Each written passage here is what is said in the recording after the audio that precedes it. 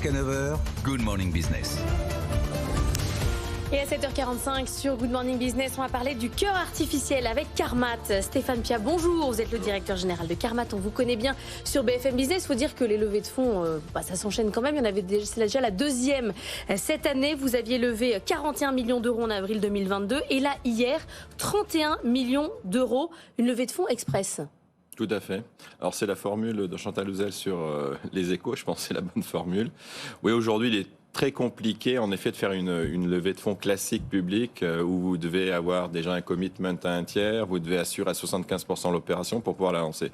Je pense qu'aujourd'hui, étant donné les marchés, les investisseurs historiques ont beaucoup de mal à toujours réinvestir. Donc dans un marché instable, c'est très compliqué d'avoir, je dirais, des opérations classiques. C'est la raison pour laquelle on fait des placements privés, auxquels on ajoute également un accès au retail grâce à un nouvel outil que je trouve personnellement génial, qui s'appelle Primary Bid, où on donne un accès hors marché au public, en cliquant sur les plateformes Boursorama ou autres. Ah oui, d'accord. Et vous l'avez utilisé là ? Oui, tout à fait. C'est la deuxième opération qu'on utilise et c'est la plus importante dans l'histoire de Primary Bid. Malheureusement, la technologie est toujours en avance sur la réglementation, donc c'est limité dans son enveloppe et on espère que bientôt la Communauté européenne élargira l'enveloppe. Avant de parler des technologies du cœur artificiel, dans cette levée de fonds, on ne voit toujours pas de BPI. C'est la 5e fois qu'ils ne sont pas autour de table. Ils ne vous aiment plus, BPI ? Alors, je ne sais pas s'ils nous aiment plus. En tout cas, ils ont décidé de ne pas nous supporter une 5e fois de suite. Je trouve que c'est dommage parce que le public directement en bourse nous soutient beaucoup. BPI, c'est une banque publique. Donc, j'espère que je suis activement ce que Nicolas Dufourcq promeut, donc l'industrialisation. Ah oui, c'est un peu un paradoxe. Vous êtes une technologie française, industrialisation française. Tout à fait, et la souveraineté. Donc, j'espère que pour la prochaine... Ils étaient rentrés en 2016, non ? En 2016, oui. Donc, j'espère que très bientôt, on pourra en parler. C'est dommage pour l'argent public, vous dites ? Oui, c'est dommage parce que le public nous soutient directement. Et donc, une banque en général s'aligne avec les intérêts de ses clients. Donc, on est un peu les clients tous de BPI. Je disais que le cœur était reparti parce qu'il y avait eu des problèmes techniques, notamment pas composants de sous-traitants, que vous avez résolus. Vous, de nouveau, vous implantez les cœurs artificiels. Quelle est la roadmap là, pour vous, pour Carmat ? Alors, en janvier, on va donner pour la première fois l'outlook des ventes d'une année, ce qu'on n'a jamais fait. Donc notre intention, c'est de redémarrer la production maintenant. On a déjà fait un patient il y a 2-3 semaines. On espère en faire un ces jours-ci. On est en train de voir s'il se stabilise.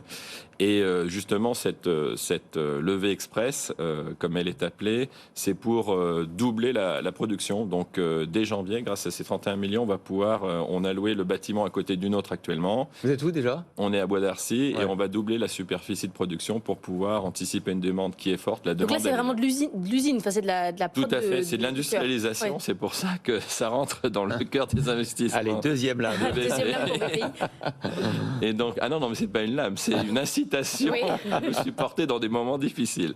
Et donc, donc là, on espère reprendre vraiment de manière forte. Donc, on avait été obligé, bien sûr, de couper les fournitures. Donc là, on est en train de remonter en cadence très lentement.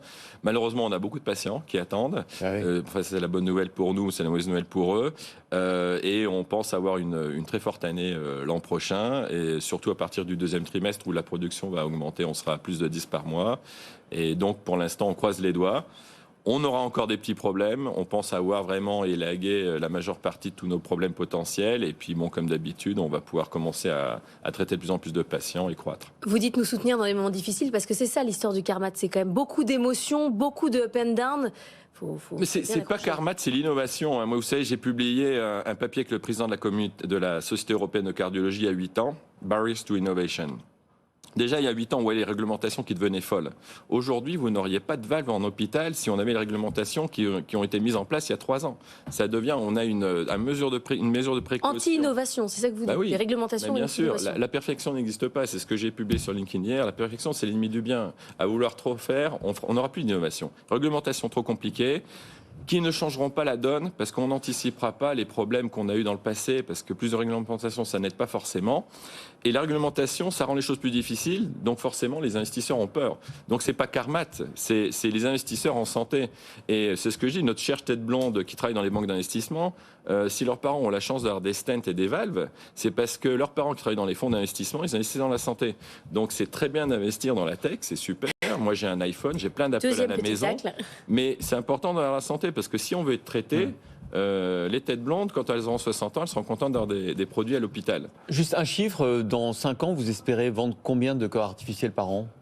Alors, ça, on ne l'a pas trop donné, mais alors, dans 5 ans, on espère être ce qu'on appelle le break-even, en profit.